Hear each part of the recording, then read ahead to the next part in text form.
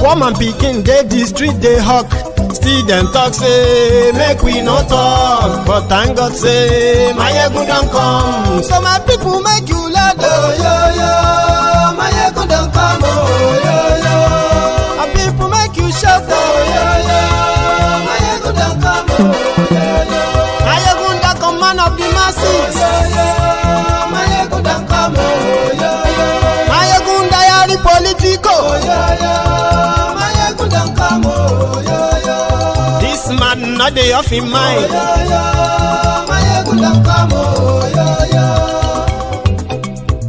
Aha! Now him una don hear o. All these bad politicians dem wey call themselves politicians, wey dey thief our money, wey no want make the common man get wetin him suppose get for this country.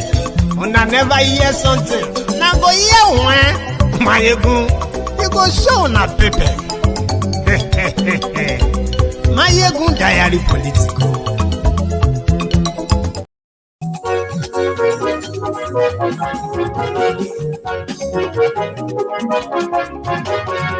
Hello there.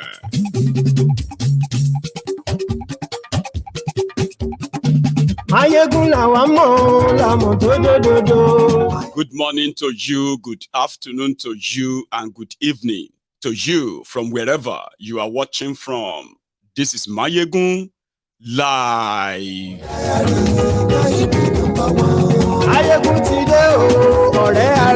Go and get your devices. You can join me live too. Be part of the parliament tonight. In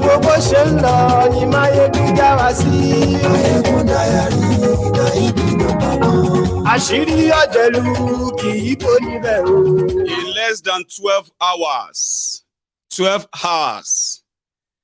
the appeal court in Nigeria will read their verdict on the 2023 presidential election petition, and there is tension. Where do you stand? Godfather is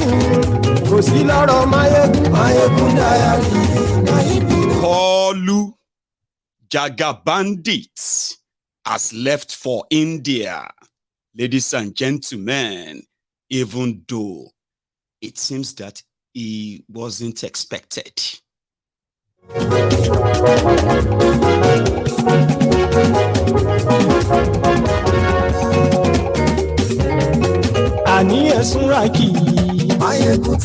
The police are also warning the people to watch what they say about the judgment tomorrow, because that can put you in trouble, just like me. Lórí Facebook,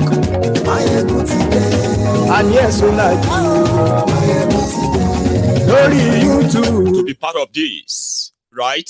Read the caption of this broadcast. Read the description as well. And inside that description, you will see a link. That is your own ticket to joining me live. Go get ready.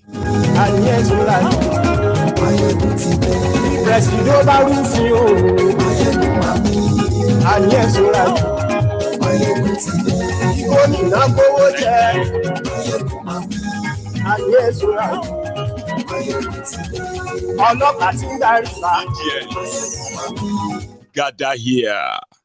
Femi Falana said, a lot of you are blackmailing the judiciary because it is your first time of voting. Baba, are you actually blackmailing the judiciary? Obedient. Gather here.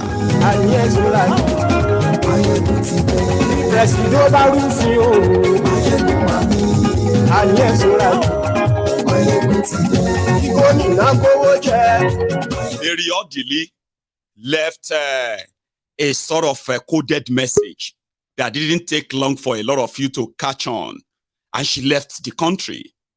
The man that told you to have a plan B a day before the election, and afterward, who told you that, okay, just before the election, that Saul will first come. After Saul, David will come. Abina Paul will come. Now, a day before the tribunal judgments. Pastor Tinike, move on though. It is time to move on.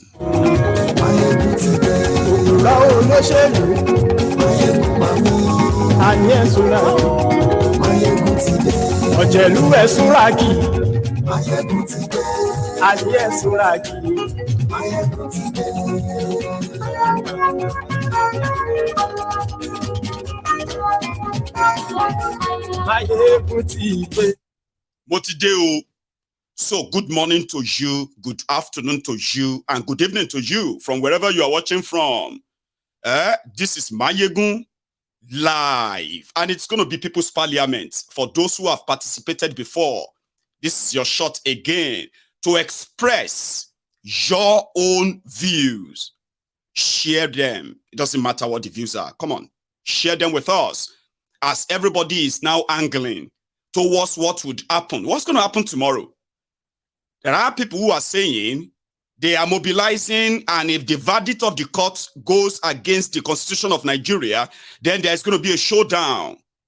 DSS said, if them burn you well, try them. The police are also saying, watch what you say, because that can even put you into trouble before you even do anything. Everywhere is kind of gassed up. And the people they have been sending to you to work your brain, to work on you, especially in the last 5 months, they haven't stopped, even though it seems not to be working well. Because according to them, every one of them who have tried to let you know that this is how it is done, forget about it. You know, traditionally, it has never happened before. Nobody has managed to upturn a presidential election in court in Nigeria. So they've been working on your brain.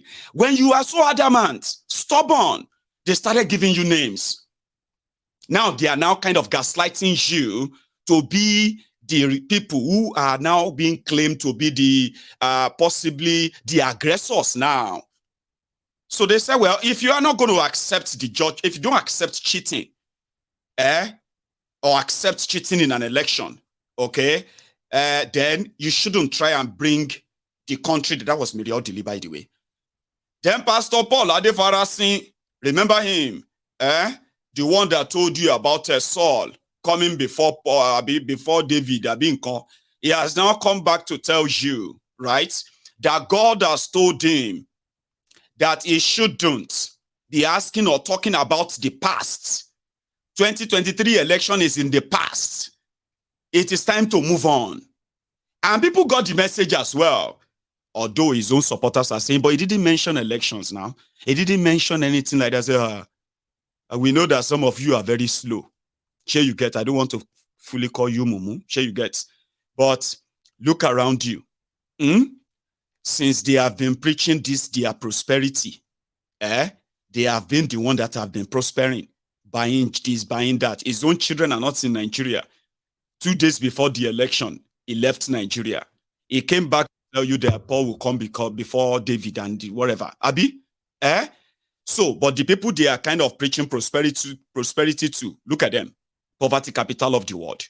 So we know that some of you are very slow. Sure you get. It's okay. So I won't call you Mumu. But those who got the message, they have been very much like, we thank God that this kind of people are also making it easier for younger generation not to fall into the pit that their own parents fell into. The pit of, God said. You know what I mean? So while you are getting yourselves ready to join the parliament tonight, where you are also going to, kind of a feature on this screen, okay? So get yourselves ready. Get your device ready. But before then, I am going to get you into it first. You get that? Yeah, that's how we do it. I'll get you into it. Then you are going to join me to complete the night. So let's start from the new message from God. Samuel has invested so much prayer for nearly 28 years praying for Saul. Saul was doing well for a while, but he started to make the wrong turn. And he's still praying to God, God, please fix him. He even exhorts Saul, but Saul's not listening. And one day he's talking to God. God says, stop talking to me about the past. Because as long as you keep talking to me about the past, I can't talk to you about the future.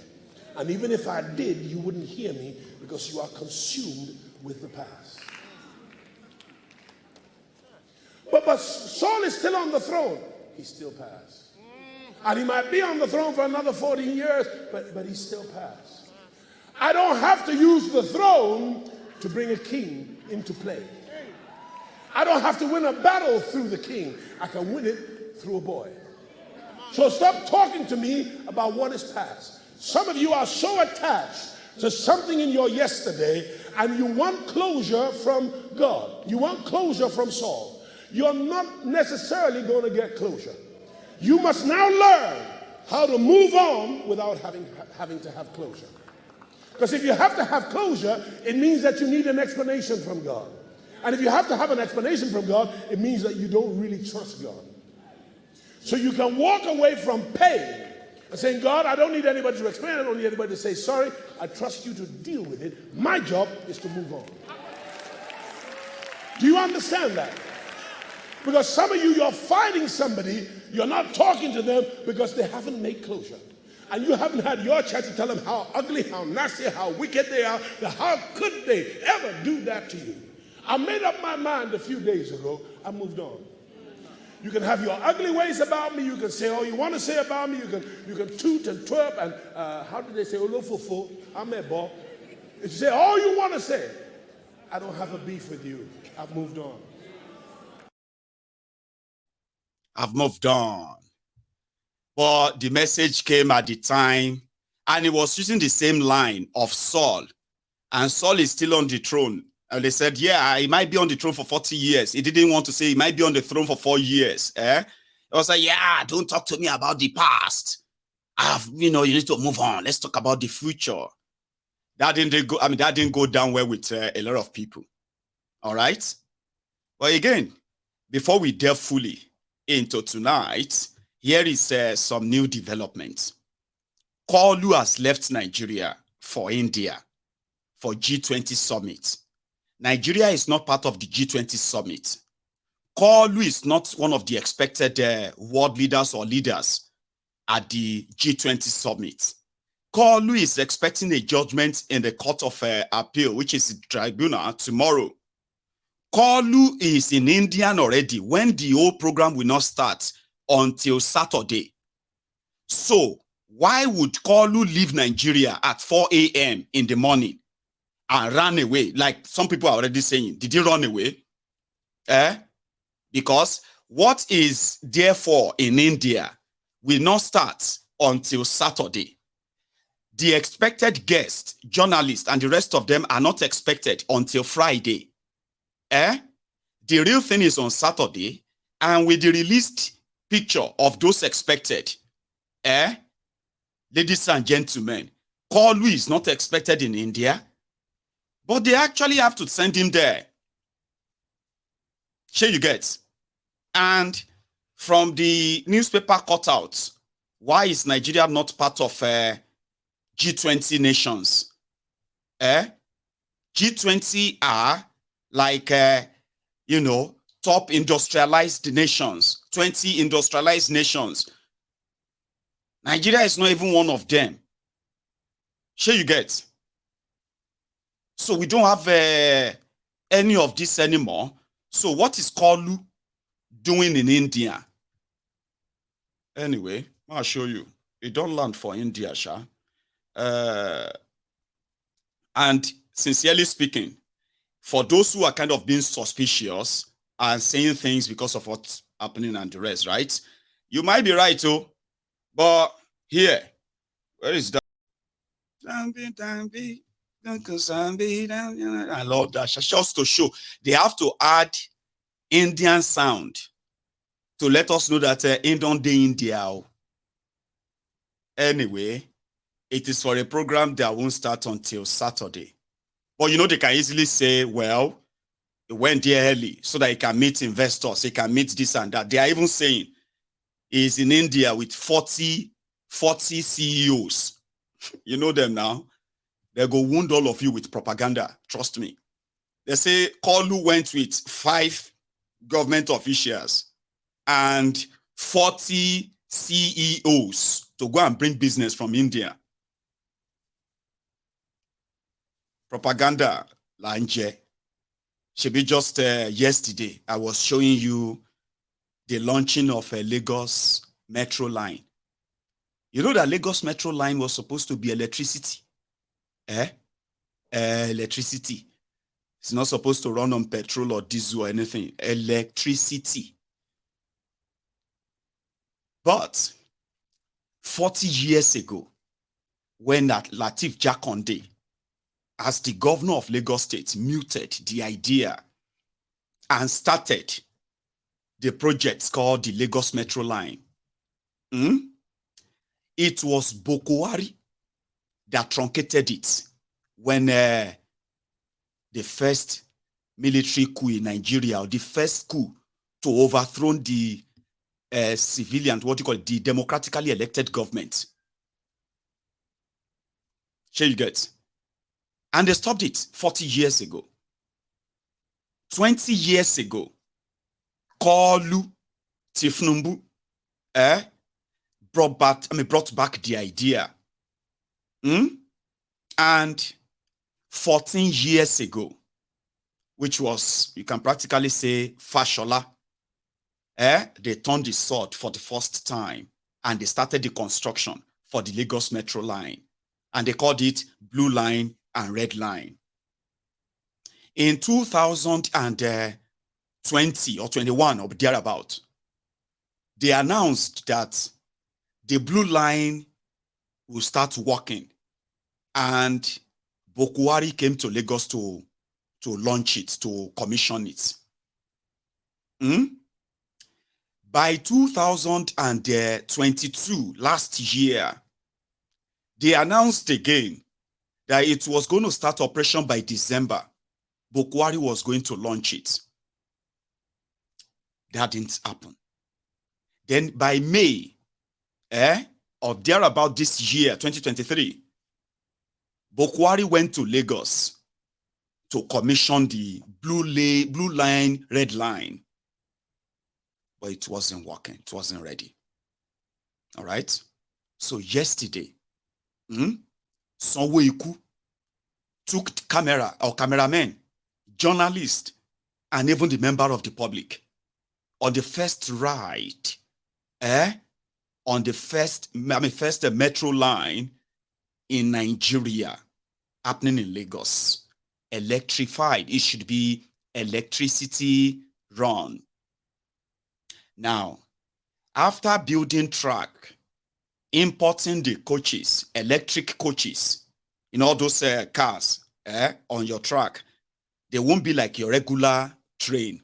They are electric. Sure you get. So, you see that track is the power that powers it and rolls it when you call it electrified metro line, okay? So, they did all the construction, took pictures, did all of that. But there is an essential, very, very crucial part of that project that is not ready, not completed. The power. The stations that's going to power the running of the metro line is not ready. And you know what they did? These wasteful criminals. They brought in a locomotive, diesel engine locomotive, to start dragging electric coaches on the electric line, electric track, supposedly electric run tracks. And that is what they celebrated yesterday. When they got caught, I'll tell you what they say after that.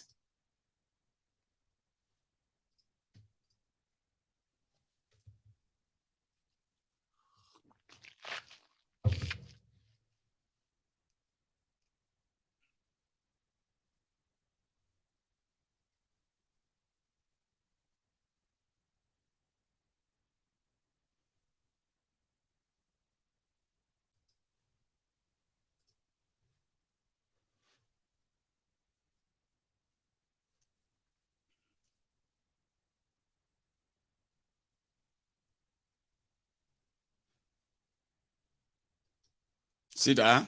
Sorry that the sound is kind of off. Diesel engine locomotive dragging expensive electric coaches on a supposed expensive electrified track.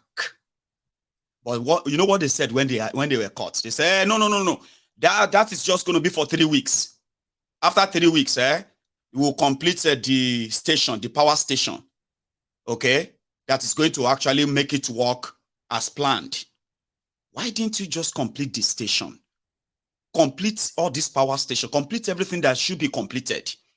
Have a completed project that you can monitor its management or maintenance. But because they are politicians, somebody was talking about how much it cost and how they keep reviewing before they finally gave them this. I said, well, I mean, if we go into all of that, we can be here all night. But I'm just saying, isn't common sense like you have paid so much to bring all of these equipments together, right? To serve the people. So why can't you just complete it instead of having to use a locomotive engine to drag all of them, so that after a week or two, they will say they are doing some maintenance or they are doing something, the operation will be dead again. So in another 1 year, they will announce again that they want to commission Lagos Metro line. And you begin to ask, how many times they will commission this thing? Because their intention is not actually to build infrastructures for you without them taking every advantage they can. I just thought I should let you see that. Now, going forward, okay, after knowing that a lot of you are going to be asking, why is Kolu there or not? Take a look at this screen. It's just on the side too. You see that man in the middle, right? He's dead. But before he died, he was working in the Nigeria military's accounting department. It's like the head of the accounting there. Okay. But I think he left the service about maybe 7 or 6 years ago anyway. So he's dead. Now, there's nothing spectacular about like he's dead. But what actually came to light is that somebody who happened to be the accountant for the Nigeria military made so much money. I mean, so much money that when he died, his 2 wives have started fighting over his properties. When they kind of made these properties public, people started asking, now you know why. Terrorism will never die in Nigeria. It is an industry and everybody is involved. Are you with me? Every one of them that should, by any chance, Mr. Abdullahi Inyoda Muraino, retired from the Nigeria military about 6 or so years ago. Now that he is dead, his own estate is causing serious problem among his family. And when you look at what he actually has, you can ask yourself, how much is the salary of a general in Nigerian army? Just like a lot of people will be wondering, how much is the salary of the Chief Justice of Nigeria? How much is the salary of every judge, an average judge in Nigeria? It might surprise you, right? Even though you are hearing billions being given to them, and the judge is also living so large, like so big. A lot of you have seen that way, as if to say, but they are judges now because they are corrupt judges. That is what the entire system is made up of. And I am one of those waiting to be surprised or shocked tomorrow. I don't know if you are waiting for same. I don't expect any surprise. But if there's going to be any shock tomorrow, it is for that same corrupt judiciary in Nigeria to actually do the right thing. Anyway, they said the salary of Chief Justice of Nigeria is actually 750,000 naira every month. You heard me right. That is the official salary. It's like the president of Nigeria. Here you get, you know what it is to be a president, innit? The salary of the president of Nigeria is put at 1.5 million naira. But somehow they shall work on. It go take home about 5 million naira every month. That's the president. But what happened to the other billions missing? What's the salary of an average judge in Nigeria? 450,000 naira. So they were talking about reviewing it. When everybody knows that a lot of them are living like the politicians themselves. They have estates to their names. They have expensive automobiles to their names. Their children are schooling abroad. And the expenses is being funded by the proceed of what? Proceed of corruption. I mean this. And that is why, today, when everybody says all eyes on judiciary, which they said is now becoming a kind of a threat, as some have put it, okay? But before we get to that part and open the line for the parliamentarians, the NLC in Nigeria that threatened, or should I say, threatened a 2-day warning strike. Well, they seems to be very serious about it. At least this is day one. And I don't know how grounded Nigeria was today. But for those few clips that we have laid our hands on of those of their colleagues that they had to kind of attack, kind of assault for disobeying them when they told them not to open for business or work today. Among them, here. Shut him down. Take it outside and shut. Take it back there. You know it's not part in you. You to take it outside and shut it down. Is he taking anything out of you? Go and pass the place. Go and pass the place. Go and pass the place. Go and pass the place. Go and pass the place. Go there and stop it. Go and pass the place. Go and pass the place. You are fighting for us. So if you are fighting for us, why are you here? Why are you here? Why are you here? This man went in this office. I get back.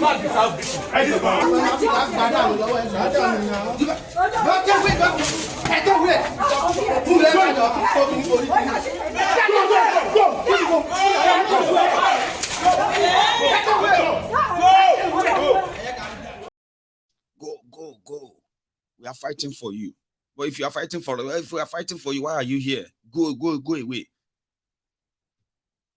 Assault in here, you know that. That's an assault. But for Nigeria, So please go home. Shut down your system and we are not in the bank. We are avoiding system and leave. Banking is the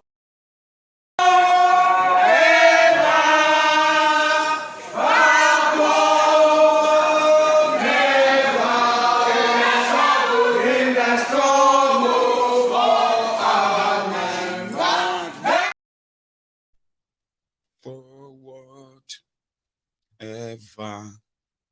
That's inside the bank. I think that was inside the bank. There's the other one too, which is like this.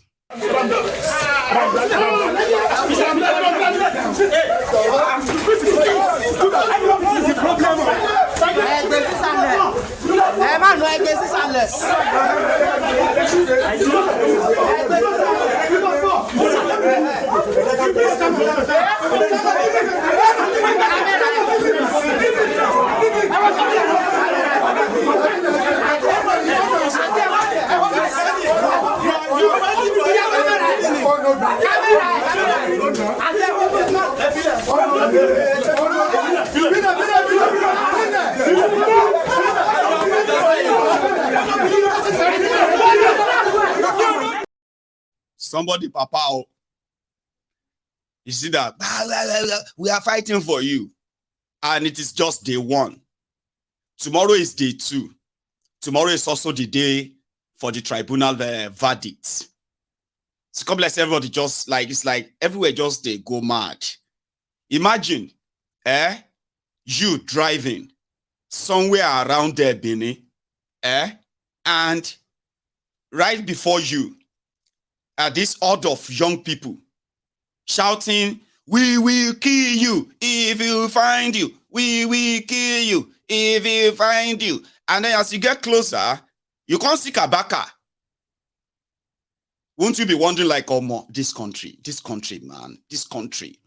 Kabaka led in the same Edo State, Kabaka led the youth against cultism to stop killing. Listen to this, to stop killings in Benin, in Edo State, cultists and all that. The people wanted them to stop killing. They are promising them that we will kill you if we find you.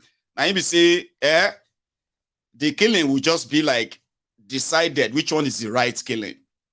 When the cultists kill, that's wrong killing. But when the people who are looking for the killers kill the cultists, like everybody is taking laws into their hand. That's what I'm trying to say.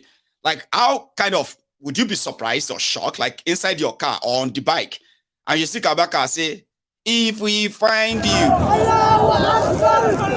not to kill it. If we catch you, you go down. If we see you, you go down. If we know you, you go down. Not to kill it. Not to kill it. Not to kill it. Not to kill it. Not to kill it. Not to kill it. Not to kill it. Not to kill it. If we catch you, you go down. If we catch you, you go down. Any confront, you go down. Any cultist, you go down. Any cultist, you go down. Any confront, you go die. If we catch you, you go die. Any confront. I mean, like, you just be like, oh, man, this country, man. You know? Because those who are supposed to provide the security are providing the security for those who are making the country ungovernable. I mean, like, see the irony. Politicians are making the country ungovernable with their corruption, greed, and the increasing poverty and crime. Okay? But the police that are supposed to provide security are there providing security for the people. They are providing the security for the people who created the problems. So therefore, everybody is for themselves. You know what I mean? All man for himself. Anywhere where you see security, I bet collect ammo. You know what they say? The situation in Nigeria today, the poverty and the rest of that these guys have actually nurtured to this stage today. No, I mean, has made it kind of impossible for people to answer amen to a simple prayer of, may you not eat your enemy's food. In Nigeria today, when you say, may we not eat from our enemies, may our next food not come from our enemies. People will just be like, amen. Amen. You know why? The hunger in the land that has made even your friends to become hungry. Where everybody say, anywhere where you see food, chop them. No, they fight anybody, no, they do any meeting with food. I tell you, if as long as they don't put poison or anything, even if they put poison, God say, Baba, your friends no cook. Now your enemy, the person you call your enemy, they cook. They call say, you go on shop, oh. You have to take it. So saying amen to may we not shop our enemy's food is becoming stale in Nigeria today. And unfortunately, those who brought us here, they are not done. They want that cemented tomorrow as well, right? So yeah, Kabaka could be the last help you need if the police are not there. I mean, like, you know, paradoxically, is that not it? No. Metaphorically, like this, like a metaphor, kind of, you know, you just be like,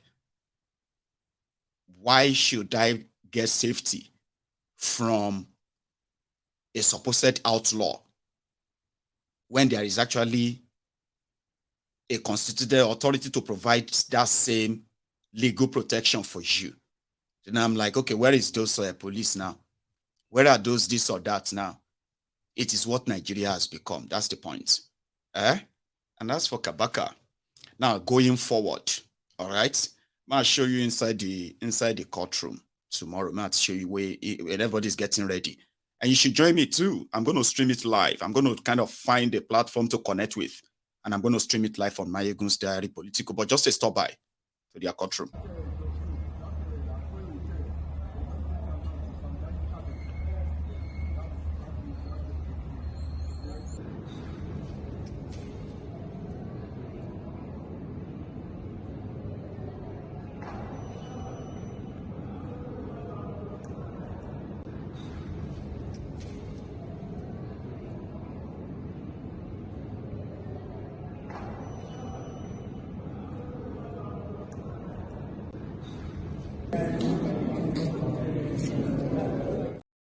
Everybody is setting up their cameras, getting ready for tomorrow. So you go sit down, they watch them, they shake your head. What you gonna do? There's nothing you can do as they want you to be, right? Even though some people are saying, they are saying their own, no. We are going to bombard the place tomorrow. We are going to bombard Abuja tomorrow. And if they give that verdict, maybe everything go propoye tomorrow. Really? So the other side are saying, we are also mobilizing. Abuja go shock tomorrow. Now, na chase Kalu away. Normally, Kalu would have probably just run to Lagos, wait for 2 days before going to India. That would have made sense. Or Alaye just japa completely, like, okay, tell me about it when everything is settled and done for, so that I can come back. I think so.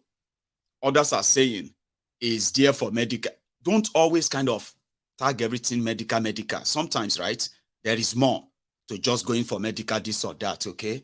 Because sometimes we use that to distract ourselves from some other things that could be taking place. Yeah, you get what I mean, right? So now on a chase Kalu away, I have seen videos of people who have been flying to Abuja. I've seen videos of guys who are driving to Abuja. And I've seen those who are saying they are arriving Abuja tonight.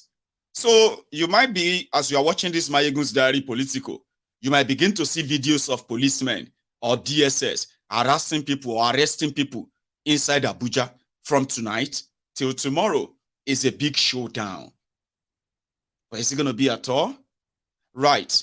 For those who told you to move on, this is what they are asking you to move on from. A kind of a recap of what tomorrow is all about.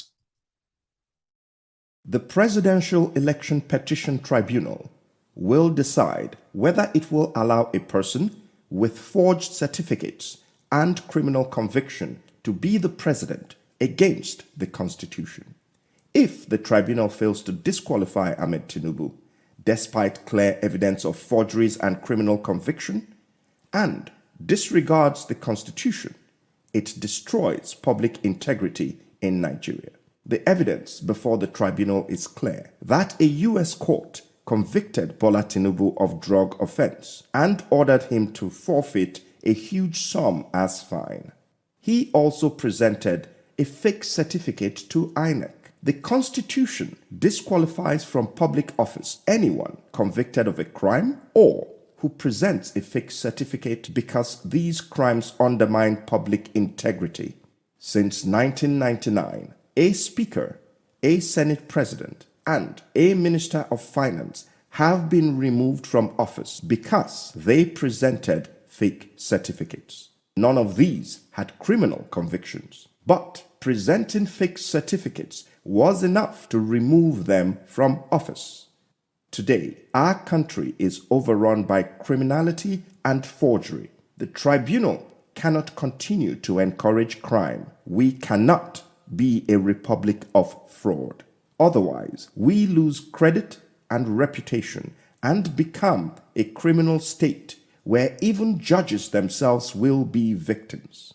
The tribunal must disqualify Tinubu for certificate forgery and criminal conviction. It must heed the advice of the Supreme Court in Saleh versus Abba that the courts must actively fight certificate forgery and should never allow anyone who presented a fake certificate to contest election in any public office.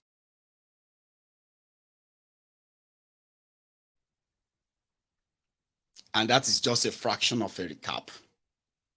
The process itself, the INEC failure to follow their own law, and after every evidence and proof and all that, yeah?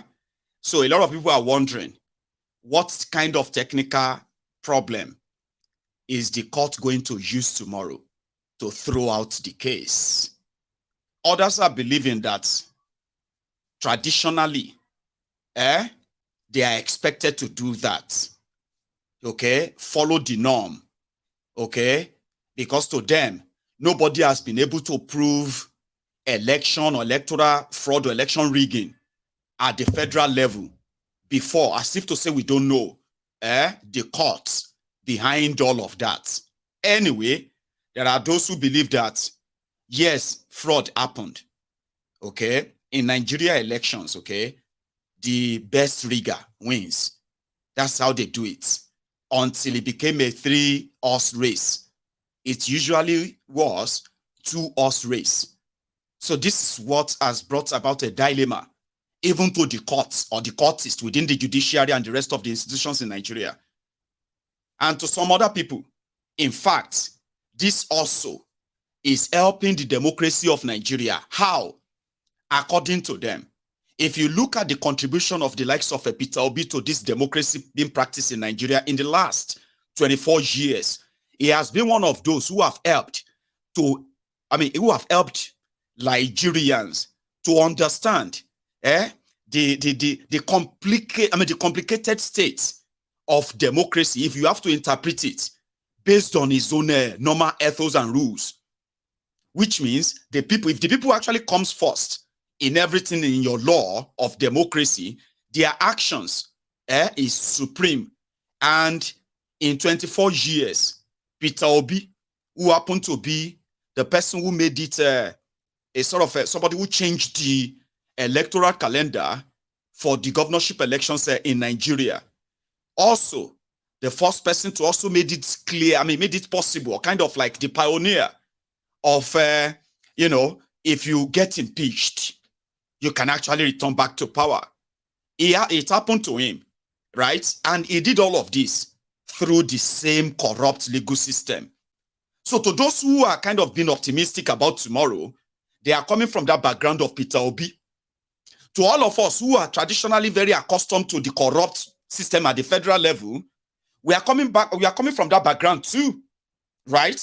So in the next 10 hours, a lot of meaning is going to be read into the Nigeria fragile demonstration of grace called democracy.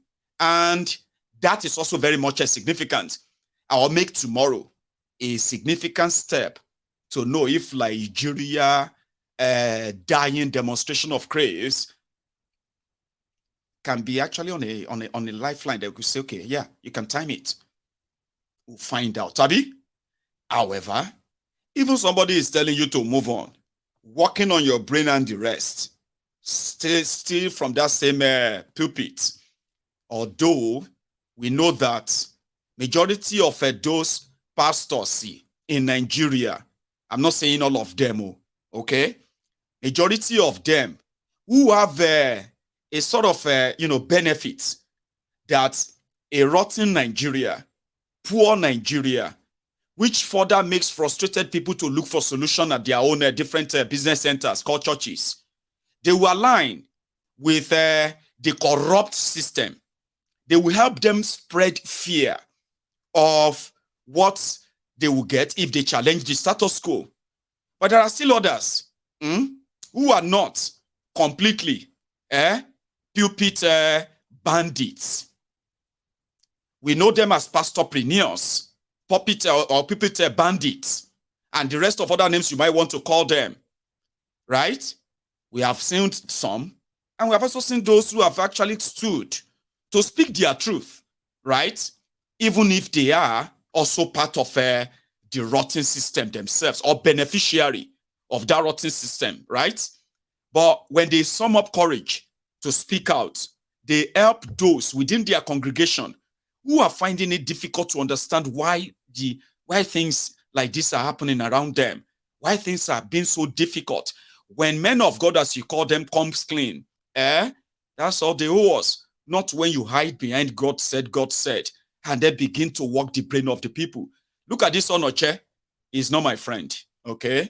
But nevertheless, I always align with his message when he stays in front of his big auditorium at his own business center. And he says it to them. I say, listen, this is it. I go along with that most of the time. His own message to the judges in Nigeria. Listen to it. 2. 1. Whatever you can defend at the end of your life before God, the judge of all judges, the Lord of all lords, do it. 2. whatever you will be proud of yourself for, at the end of the day, do it.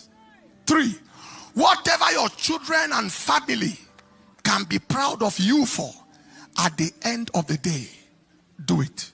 4, whatever you want your nation and your generation to remember you for, do it. 5, whatever will leave you with 0 regrets at the end of your life's journey, do it. 6, whatever you will do again in 50 years' time, if you were to live your life over, do it. 7, whatever you will do if neither fear, finance, nor favor is a consideration, do it. 8, whatever will provoke for you the applause of both God and man, do it. 9, whatever is in the spirit of justice, fairness, and good character, do it. 10, whatever will not haunt your conscience for years to come, do it. 11, whatever does not constitute the miscarriage of justice and the abortion of truth, do it. 12, whatever will increase the confidence of the nation and the world in the impartiality and integrity of the Nigerian judiciary, do it. 13, whatever will increase the respect, regard, dignity, and value of the Nigerian judiciary in the eyes of the nation and the world at large, do it. 14, whatever does not lead to the vindication of evil and the vilification of good, do it. Whatever will not justify evil and crucify good, do it. 15, whatever will constitute a positive and transformative reference and authority for generations to come, do it. The following scriptures might be helpful in assisting positive action. First, James 4:17. Therefore, to him that knoweth to do good and doeth it not, to him it is sin. Knowing the right thing to do and not doing it is sin. Second, Exodus 23:2, God's Word Translation says, never follow a crowd in doing wrong. When you testify in court, don't side with the majority to pervert justice. The Bible in basic English says, don't be moved to do wrong by the general opinions or give the support of your words to a wrong decision. The meaning is, allow nothing to move you to pervert justice. Third scripture, Isaiah 5:20. Woe unto them that call evil good and good evil, that put darkness for light and light for darkness, that put bitter for sweet and sweet for bitter. Meaning, it is simply a curse to call white black and black white, to infer directly or indirectly that wrong is right and right is wrong. We are called not to do anything extraordinary. We are called just to do the right thing. Just the right thing. The Lord help us all. Amen. Stand up on your feet. Look at your neighbor. Say, just the right. Amen. I mean, the message is very clear. It's not inciting anything. It's just like, just do the right thing. If INEC had done the right thing, we would not be here. If Nigeria has done the right thing, we will not be here. Nigeria is so divided because of these criminals who are benefiting from that division, and they are working to keep it that way. And look at Nigeria today, to everyone's disappointment. So if they do the right thing, right, fair enough, okay, nobody feels cheated, just and right, there would be no tension. How could you talk people into moving on, forgetting it? Don't save the country. Keep your injustice, swallow it. It won't be the first time, but there's always going to be a last time. And for the young people who are still pretty much not sure what tomorrow will look like, there are some older generations who are now saying, if you are afraid, we, your parents, we are not.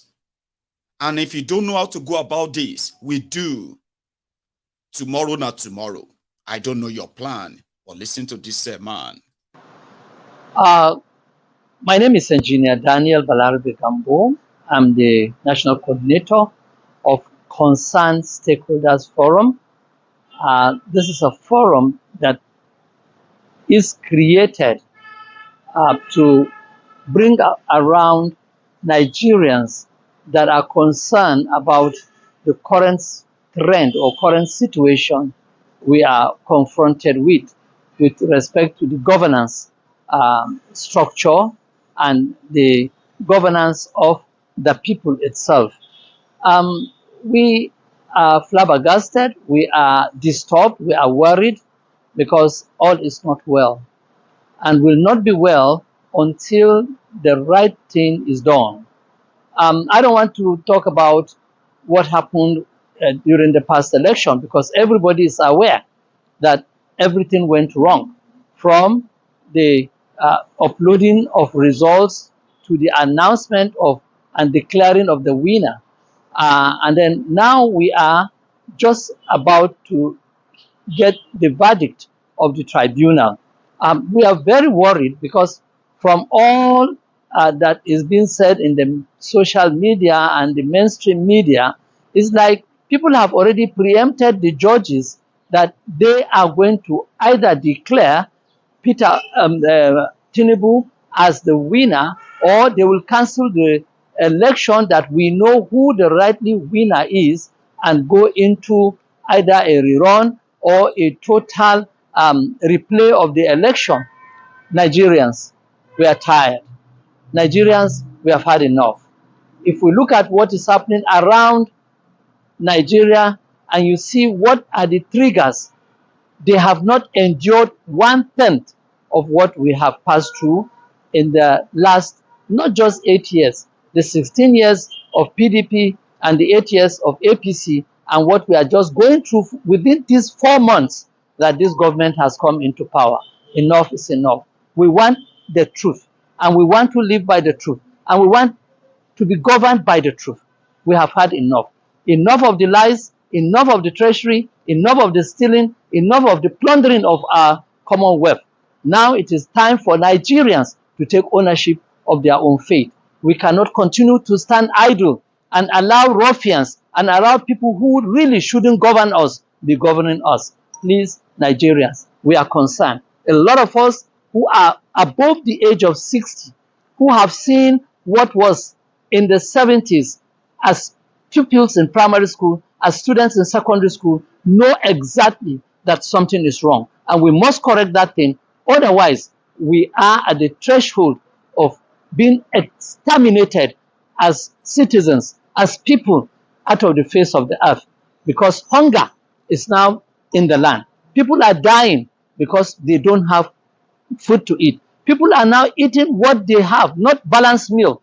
They just have to just eat something to stay alive for the day. Some don't even have those things that they want to eat to just stay alive for the day. There are people who are now going through the process of kwashiorkor, just having stomach because they are emaciated, only heads. You see them walking our streets, begging. At this country where we have a lot of blessings, natural and human resources, please, it is time for the people to take hold of their destiny now. No more saying we are going to wait. Let's look at what happened in South Africa.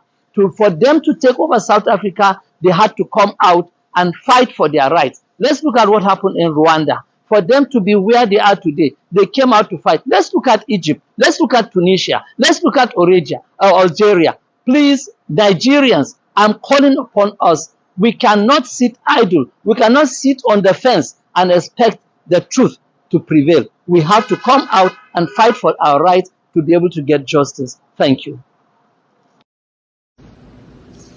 Let be poor breathe. Don't suffocate them. We have that responsibility. Ó ti dójú ẹ̀ sẹ́yìn. Ó ti dójú ẹ̀ sẹ́yìn. So to you young people who listen to that, or you saw that man, the Balarabe man, and you think it's funny, it's a joke, and the rest of that. And to those of you who listen to him and you kind of could feel what he was trying to pass along, the message, yeah, I hope you get it. The point here is this. There are people, indeed, who are kind of really tired.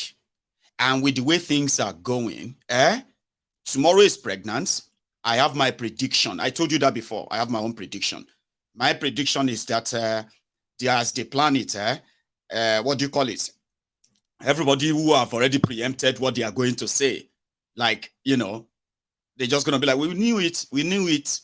Then they will use the Supreme Court to calm you down for another few months. Sure you get. And see how many of you will be like a worn out again that will not be this determined. But like I said, I am very much open to all surprises tomorrow. Sure you get. NSC strike is still on. People are mobilizing towards the tribunal and their reactions tomorrow. And Tifnumbu and his guys and some other judges and the rest of, they have moved their families out of Nigeria. Others have also moved their families out. Who could move them out? Those who couldn't right now have put them in a place they know that if anything should go wrong, they are moving. So maybe all of that will be just for nothing. Would they declare a rerun? Would they disqualify Tifnumbu? Would they just declare him the winner and tell everybody to go to court again? Supreme Court. This is where we are now going into. If you want to be part of this conversation tonight, all you have to do, if you are watching me from YouTube, you need to leave that YouTube now if you want to join. Because if you are using that device, for example, if you are watching me on your TV at home, that's safer.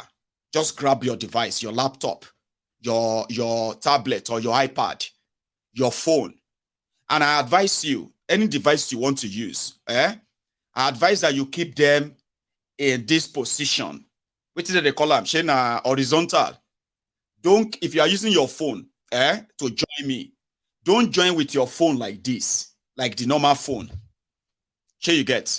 If you really want to have the best picture yourself, if you are using a phone, if you are using a laptop, that's fine. If you are using your tablet, just position it this way as well, just like this. And you can use the link in the comment, okay, or in the description. So if you position your phone like this, it simply means we can capture everything around you. Horizontal, yeah, be vertical, whatever. Anyway, like this. So when and then make sure that you have your lights on. We don't want you to join us on your bed right now where the light is off and your shirt is off, or you are wearing a singlet.